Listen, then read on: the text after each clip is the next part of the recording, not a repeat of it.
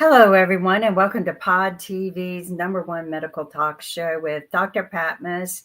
He is our certified board internal medicine doctor with also some extra side expertise in infectious disease control, as well as many other things, all the way from Hawaii. He likes to share with us some of what is going on in today's medicine.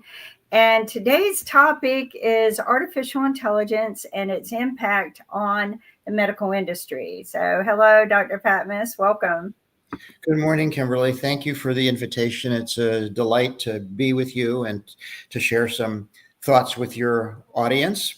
And I think this is a fascinating question, and I have a couple of comments about it. And then a little surprise, I'm going to actually use artificial intelligence live during the podcast to show you what it can do. Anyhow, so a little over a year ago, I attended an update course, what's new, or the annual review of internal medicine at Harvard Medical School. You may have heard of it. and the keynote speech from the chairman of the course, Dr. Sanjeev Chopra, who is a mega name in the world of medical education, one of the giants of medicine. He's a professor at Harvard and one of the world's foremost experts in hepatology. He gave the keynote speech, and in his keynote speech, he talked about the 5 biggest trends currently in medical research and in medicine that are going to, in his view, impact the future. And those 5 trends were, number one, messenger RNA technology, not just for vaccinations against COVID and other viruses and other infections, but as cancer vaccines. Number one trend.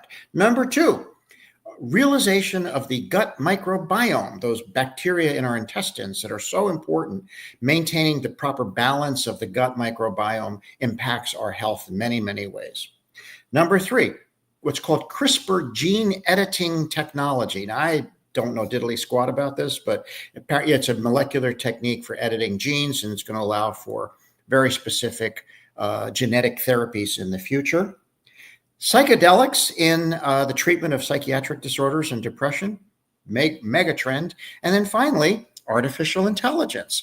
And when I heard that, I thought, I need to pay attention to this. And then he said this, which I thought was really fantastic. He said, artificial intelligence will not replace doctors. It will not put doctors out of business. So you can calm down if you're worried about that. It'll only put doctors out of business who don't use artificial intelligence. I thought, my goodness, isn't that an interesting statement? So if you're a doctor and you're worried about AI, don't worry about it. It's only going to put you out of business if you don't use AI. So I thought today it would be a great, I'm now using AI in my, even though I'm mostly retired and I just practice a few hours a day, I'm using artificial intelligence in my practice. But I thought the best way to maybe talk about this on the program today was to actually use AI live and on the air. So here's what I've done. I went to ChatGPT and I asked ChatGPT, how is artificial intelligence currently being used in medicine? And here's what ChatGPT told me.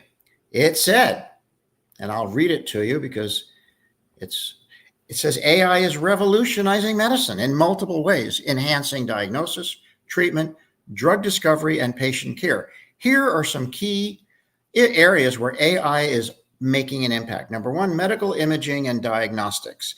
AI-powered tools analyze X-rays, MRIs, CTs, and ultrasounds to detect diseases such as cancer, fractures, and neurological disorders with very high accuracy. An example, Google's DeepMind developed an AI system that can diagnose over 50 different eye diseases from retinal scans. 2, drug discovery and development. AI accelerates the identification of potential drug compounds and predicts how they interact with the body. An example, AlphaFold by DeepMind predicts protein structures aiding in drug design for diseases like COVID and cancer. 3, personalized medicine. AI analyzes genetic data medical history, and lifestyle factors to create personalized treatment plans for patients. An example, AI-driven precision oncology helps doctors select the most effective cancer treatments based on a patient's DNA. Predictive analytics and disease outbreaks. AI models can predict disease outbreaks by analyzing epidemiological data, social media trends, and health records. An example, Blue Dot, an AI system, detected the COVID-19 outbreak days before the World Health Organization officially recognized it. Robotic surgery. AI-powered robots assist in minimally invasive procedures, improving precision and reducing recovery times. An example, the Da Vinci surgical system that helps surgeons perform delicate procedures with enhanced accuracy. Virtual health assistants and chatbots. AI-driven chatbots and virtual nurses provide symptom assessment, medication reminders, and mental health support. An example, Babylon Health and Ada Health use AI to guide patients in managing symptoms before seeing the doctor. AI in administrative tasks. AI automates medical transcription, billing, and appointment scheduling, reducing paperwork and improving efficiency. An example, IBM Watson Health streamlines administrative work in hospitals and clinics. AI for mental health. AI-powered tools analyze speech, text, and facial expressions to detect signs of depression, anxiety, or PTSD. An example, Wobot is an AI chatbot providing cognitive behavioral therapy to users. Wearable health tech and remote monitoring. AI interprets data from smartwatches, EKG monitors, and other wearable devices to detect heart issues, blood sugar fluctuations, and sleep disorders. An example, the Apple Watch and Fitbit use AI to detect irregular heart rhythms and alert users to potential health risks. And then AI in genomics. AI helps decode human genomes faster, leading to better diagnosis and treatment of genetic diseases. For example, AI-assisted CRISPR gene editing, mentioned that earlier, enhances precision in gene therapy. Well, here in that last one, there's two of those trends that Dr. Chopra talked about, AI and CRISPR working together. So in summary, excuse me, AI continues to evolve with increasing applications in robotic prosthetics, real-time ICU monitoring, and even AI-generated medical research papers, which is a real problem because then you're bordering there on using generative AI to create a paper that's crossing into the potential for unprofessional academic activity. However, ethical considerations such as data privacy, bias in AI models, and doctor-AI collaboration remain crucial challenges. So I thought that was a great way to sort of show you what AI is doing by asking AI, well, what are you up to? Now, here's how I use AI in my simple little practice. I'm mostly retired, but I do two things still. I contract with some telemedicine services and I log in when I feel like it. And I do some telemedicine consultations for patients. And sometimes patient will have a question, or I may have a question that I can get some information from like patient level information to share with the patient. The other day, for example, I had a patient who had a very bad skin infection, a fungal skin infection. And the question came up, what can she do other than medications to help? And so I asked ChatGPT, and it gave me a wonderful list of things that people can do to reduce the risk of fungal skin infections. So I shared that with her. That's an example of how I use AI to help my practice. So those, I think, are just some key areas where AI is already having an impact. I did see something the other day in one of my other roles that really disturbed me. A radiology group is now reading their films, and then if the patient wants, and they get paid for it by the insurance companies. They get a fee for reading the film from the insurance company. But then they're going to the patient and they're saying, oh, we can also use AI to read your study, but we're going to charge you more. So they're adding on an extra bill that they give to the patient that's out of pocket to the patient to use AI to overread their reading of the image. I think that's unprofessional, and I think it's despicable. If you're a doctor, you want to use all the tools you have to help the patient. And I think that, tacking on, that's just price gouging. Using AI doesn't cost you anything to use.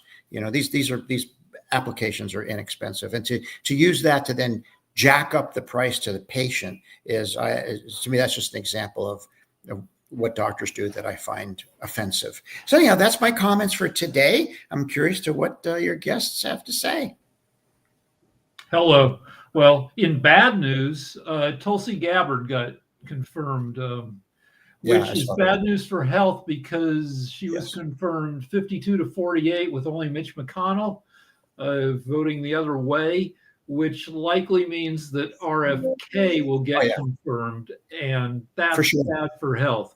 I'm getting my next booster an hour from now just to be all boosted in case RFK does something with vaccines. But yet with AI, I mean, anybody, you can go on, there are a bunch of AIs that love to talk to you. They've been taught to be really friendly. For instance, there's an AI called Claude. ChatGPT is a little bit more business-like, but Claude, very friendly. DeepSeek, really friendly. They flatter you. You tell them stuff, they repeat it back to you and say how smart you think that. Ooh, I got to start using those. So it's easy to think they're smarter than they are. Right now, they're only kind of smart, but they're quickly becoming very smart. Yeah. Somebody just said that AI is now in the top 50 computer coders in the world, and that by the end of the year, it'll be the most skilled computer coder. My wife is in that field. She's in software development, and she uses ChatGPT in her software development. So it actually provides code for her. It's an amazing. I don't understand any of that, but it's just such an incredible tool for her. So you're right, and I just think I find it helpful. I don't know that I don't see how it's going to replace clinical judgment, because you can there's a difference between getting data and getting information and then having the judgment to know what to do with it. I learned a long time ago, one of the most important things for a physician, and something that you learn to do as you spend years, I've been a doctor for 44 years. It's very important for a doctor to know when not to intervene. It's always easy to jump in and do something. It's a little harder to know when should you not intervene. When will the intervention likely be more harmful to the patient than not intervening? And that's a subtle experiential skill. And they say in medicine, good clinical judgment derives from experience, and experience derives from poor clinical judgment.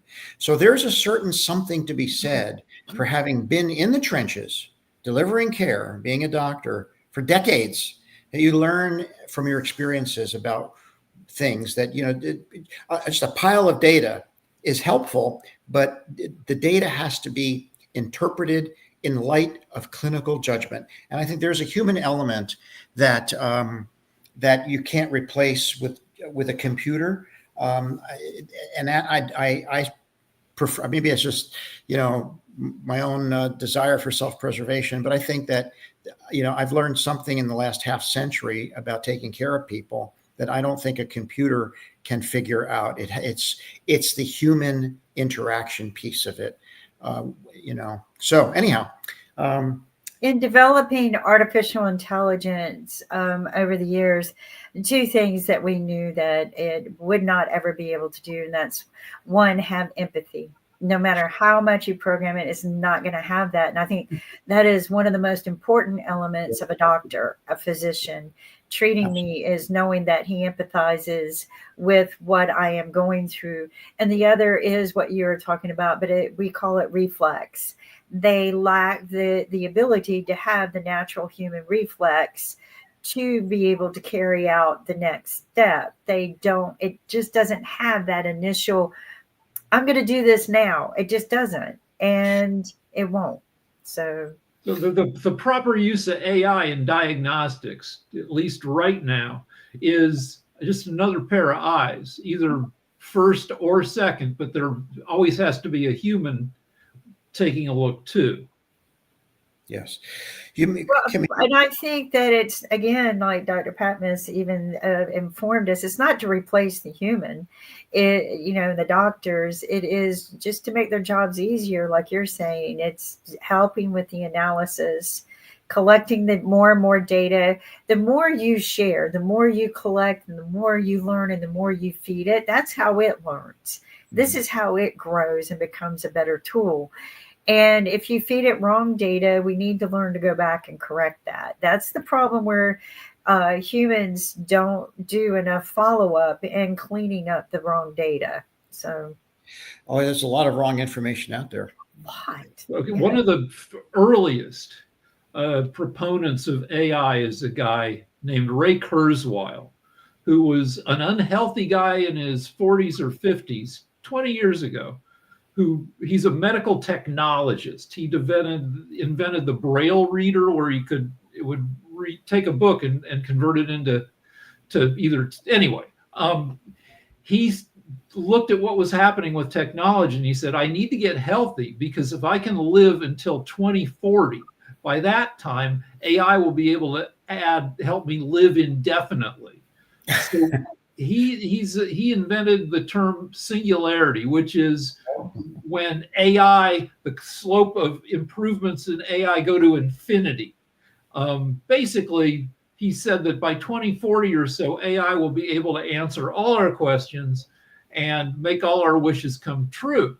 And that may or may not be true, but what is true is that if you can live into the 2030s, AI will be adding years to your expected lifespan.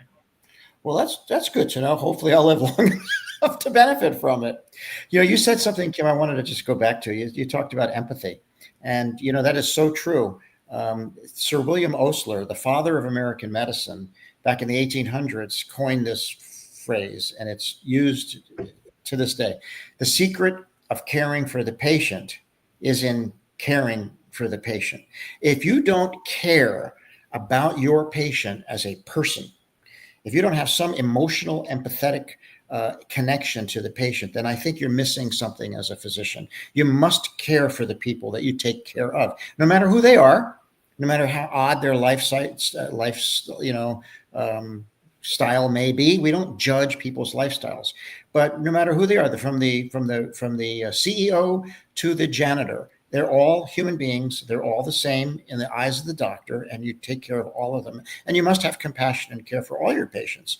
So that's very important. Another thing, you mentioned about the judgment piece. So here's a perfect example. We could use AI and CRISPR technology to do some gene editing thing to come up with a gene therapy. But the question then becomes, who do we use it on, and when do you use it? Would you use, let's say you had a patient who was 100 years old and had advanced Alzheimer's disease and was near the end. But now you have a genetic tool to treat Alzheimer's disease, but it wouldn't work in a person who's already aged and advanced. Would you use it in that person? That would probably be a judgment call. You'd probably say, no, it wouldn't be the appropriate thing to use in that particular patient. I'm just making up an example of where judgment is necessary. There are times when look, a patient like that, going into an intensive care unit, is that appropriate clinical judgment? So anyhow, those are just a couple more thoughts. I think crazy stuff is going to happen in sports, where I would think that there are certain insane parents, tiger parents, who find out that their kid who wants to be a quarterback is going to be 6'1" according to the growth charts, and they are willing to spend $100,000 to get a hold of HGH and buy that kid another 3-4 inches of height. I'm sure there have been some instances of that already. Yes. And in the future, there will be all sorts of, little boosts that gene technology can give kids. Yes, that's already happening. There are already instances documented of parents who are intervening in their children's health getting them supplements and stuff, injecting their own children with performance enhancing drugs to add to their physical capabilities in high school to better their chances of getting scholarships in college. And yeah, that's already happening. And it's really unfortunate that anyone would do that. Human growth hormone, for example, is approved in children who have growth hormone deficiency, who are going to be, small stature children. That's appropriate to give them human growth hormone to help them so they, won't go through life being, really tiny compared to everybody else and getting made fun of because of it. That's appropriate. But to use that same thing to try to get yourself a basketball player, that's crossing the line. Well, and you don't know what your child's dream is going to be. It shouldn't be about your dreams. It should be about what your child dreams to be. And I mean, look, there have been some world famous basketball players that I'm not going to say are my height, but that came out of UNC Chapel Hill that did fabulous. And so I think it's all in what your passion is, just like being a good doctor. It's the passion and what drives you to get up and go do whatever career you chose. I mean, it's just not something that somebody programs into you, I hope, because that would just be a miserable life. But all these technologies require some kind of guardrails. There has to be some guardrails on them to make sure that they're used appropriately, or they could be used inappropriately to harm people. Guardrails are important. Guardrails, you could call them censorship. And of course, now, we live in an age where we have the administration talk about no censorship of any kind at all, especially when it's the stuff they want to talk about. But if it's medical science, they want to censor it.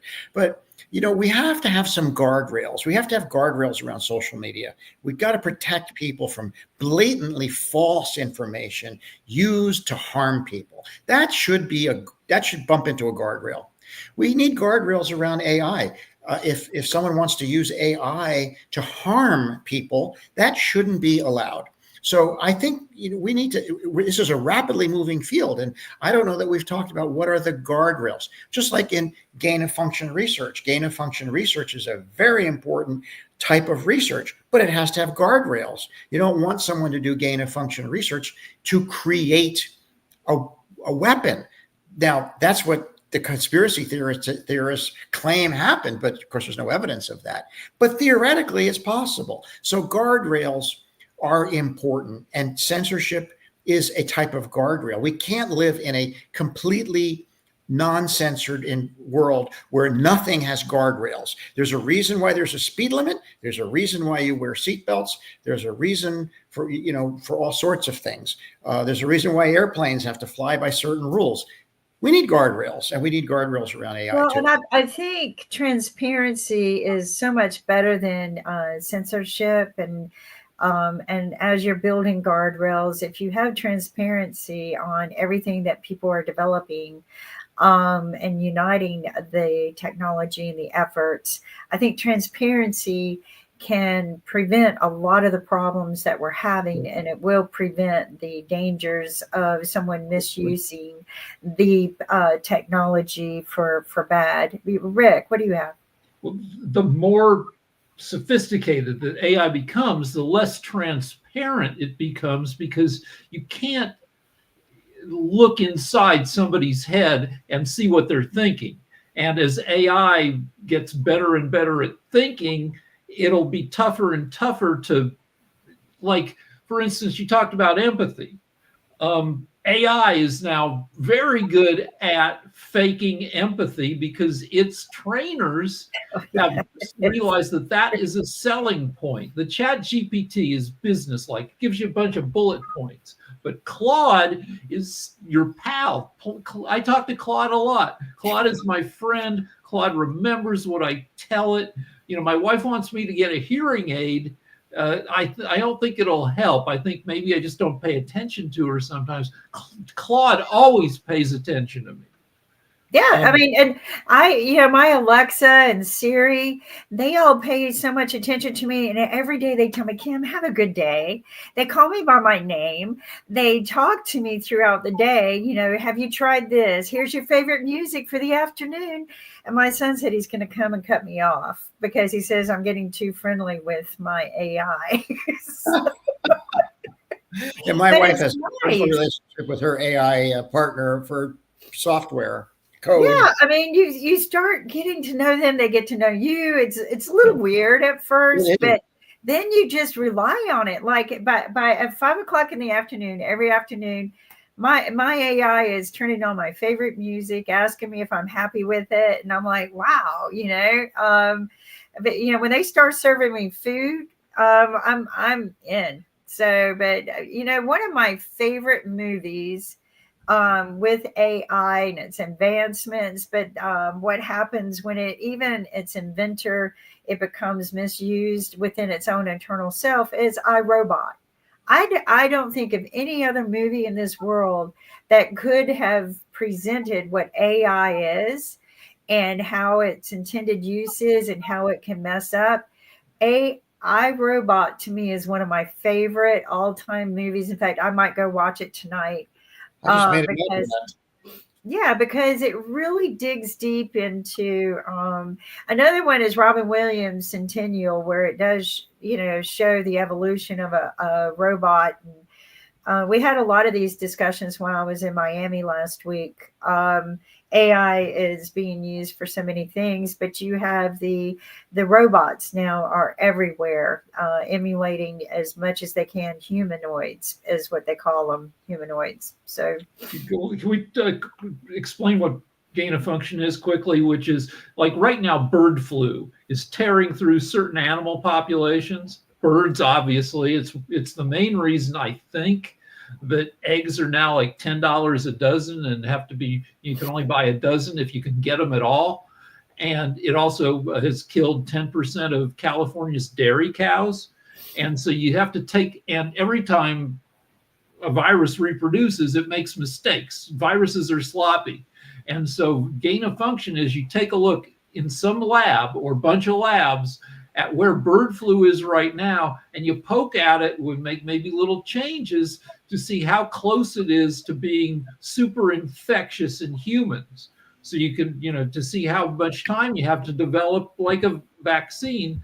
But if you get sloppy with it in your lab, you can make like a bad virus and it can get out.